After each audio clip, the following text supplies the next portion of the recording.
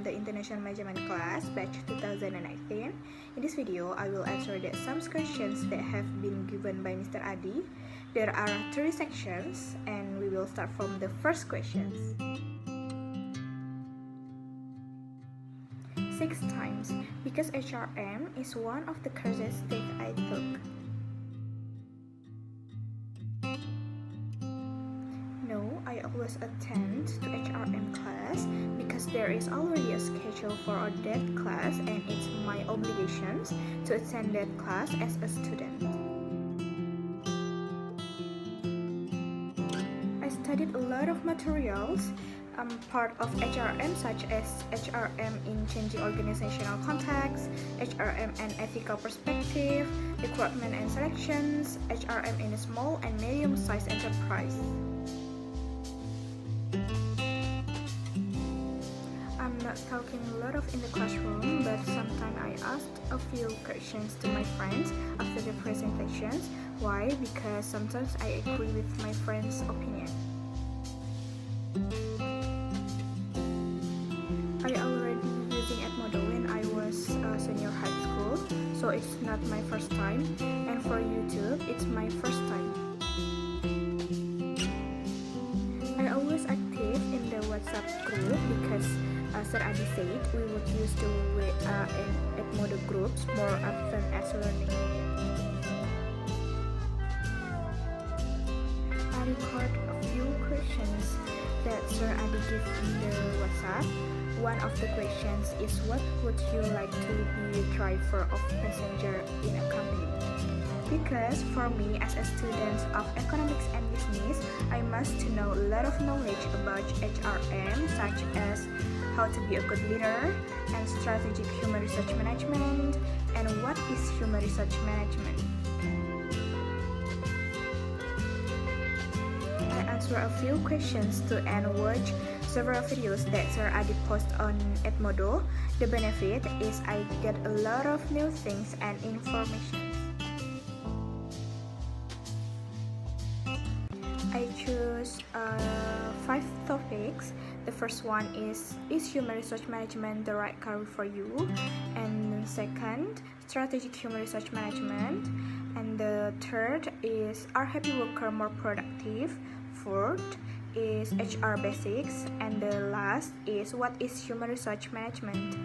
I choose that material because I think the topic is interesting.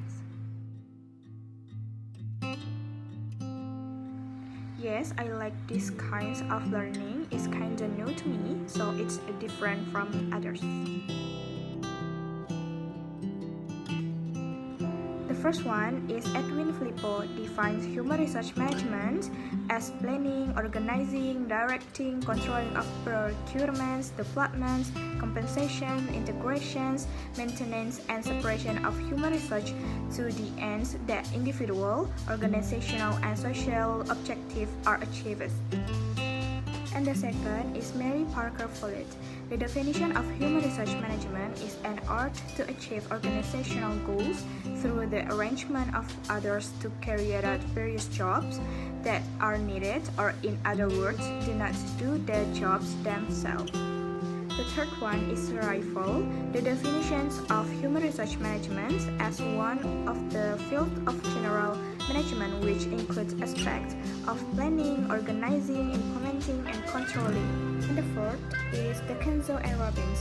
Human research management is concerned with the people dimensions in management, since every organization is made up of people acquiring their service, developing their skills, motivating them to higher levels of performance, and ensuring that they continue to maintain their commitment to the organizations is essential to achieve organizational objectives.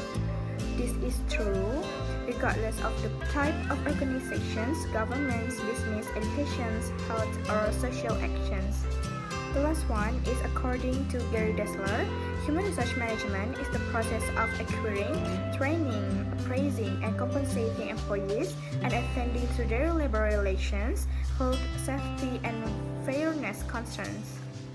And And in my opinion, human resource management is the functions in a company that handle the requirements, management, and providing directions and guidance for the people who work in an organization. HRM is the basic form of decision making made by manager.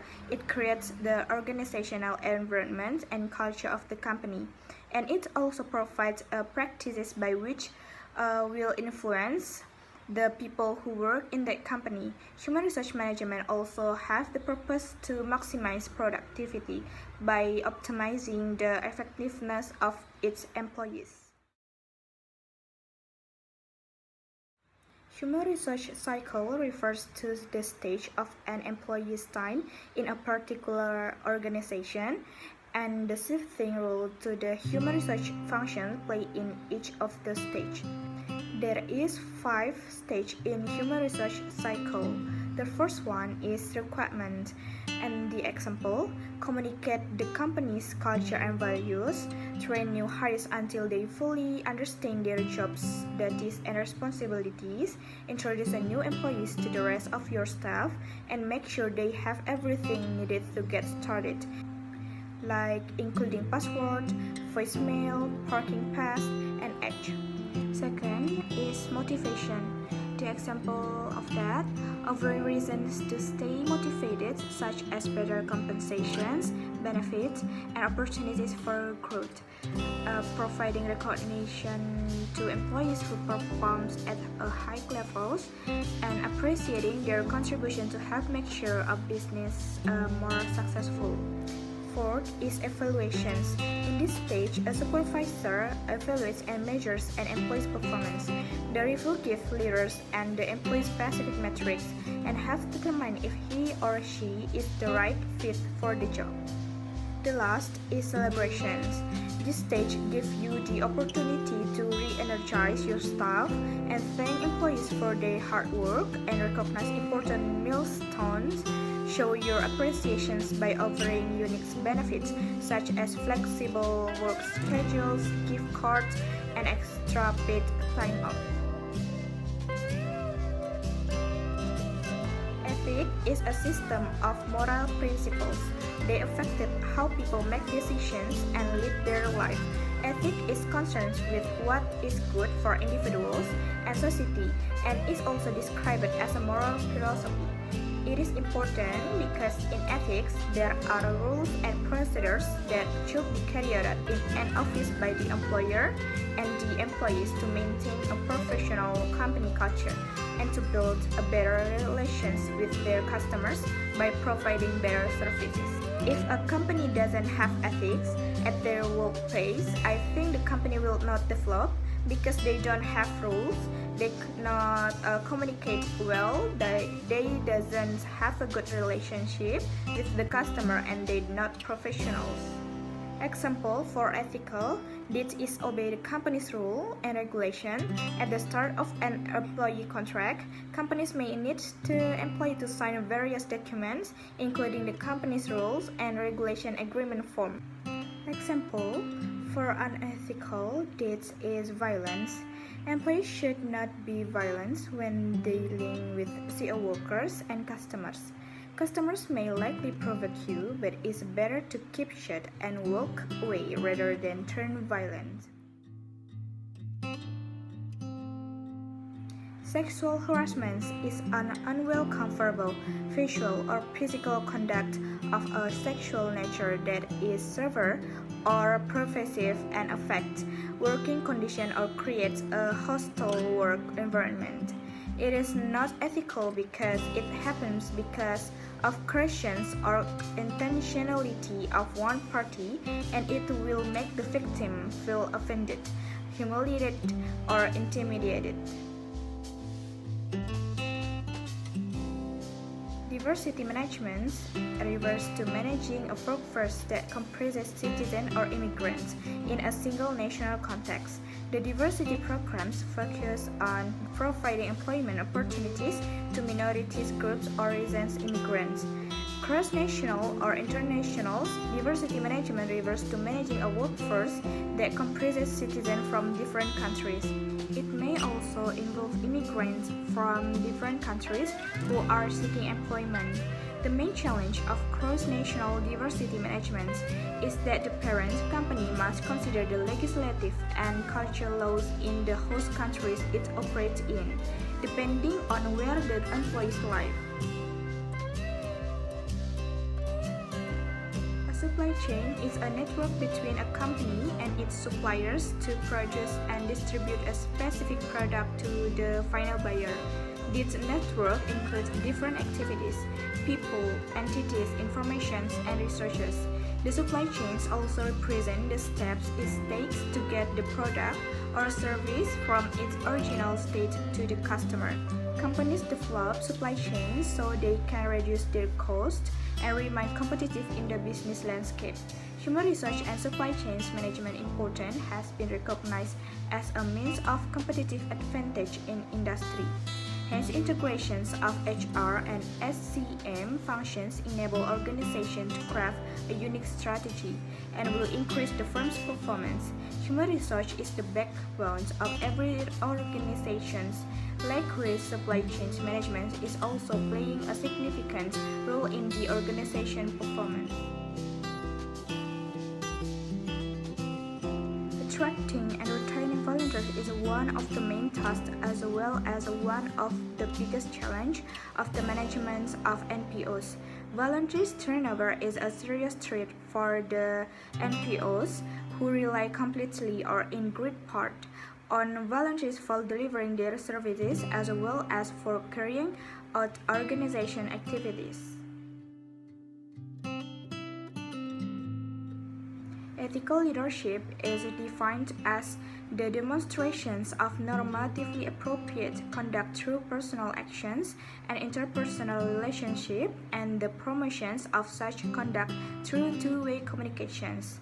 Overall, Norbert and Klages found out the individual tends to be more satisfied with the work they perform and more committed to their organizations when working in an environment characterized by ethical conduct, honesty, concern for others, and interpersonal awareness. These studies' findings provide three important indications for how NPOs could address issues in their management of volunteers. First of all, EL clearly emerged as a crucial factor in the successful management of volunteers, valuing their loyalty and commitment to the NPO where they work.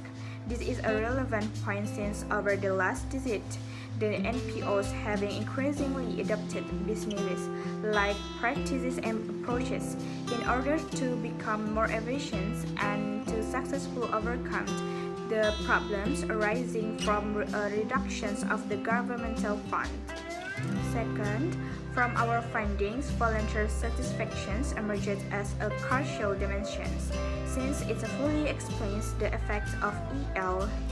Hence, in order to increase the rate of volunteers' retention as well as their effective commitment, NPO managers should address effective volunteers' motivations in order to fulfill them. In fact, several studies have shown that the quality of the practices and tools adopted in the management of volunteers are a critical factor for the satisfaction and loyalty of volunteers. Third, it should be highlighted under a strictly management perspective. The studies, including the present one, show that it is more productive to focus on organizational and managerial aspects than on volunteers' personality traits, since the former are the most directly controlled by the organization.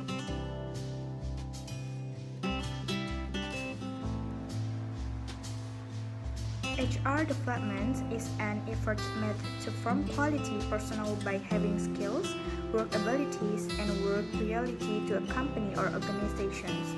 Quality human resource will help the company to further develop and achieve company goals. How to manage diversity in the workplace. For the leadership to effectively manage diversity in the workplace, they need to understand their background and who their behavior and belief that can affect their decision making within diverse environment. Encouraging diversity in the way forward for organizations in a global talent market, businesses that can successfully manage diversity in the workplace will have a definite competitive advantage over others in terms of differentiations, innovations, and employer branding.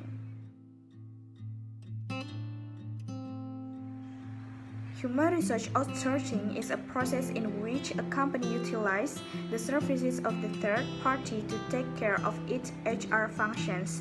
A company may outsource a few or all of its HR-related activities to a single or combinations of service providers located in offshore destinations like India, China, Philippines, and Edge, generally those HR functions which are not critical and confidential are outsourced.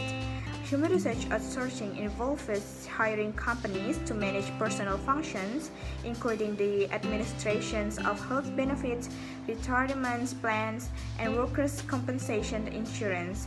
It is also includes hiring, training, and legal expertise.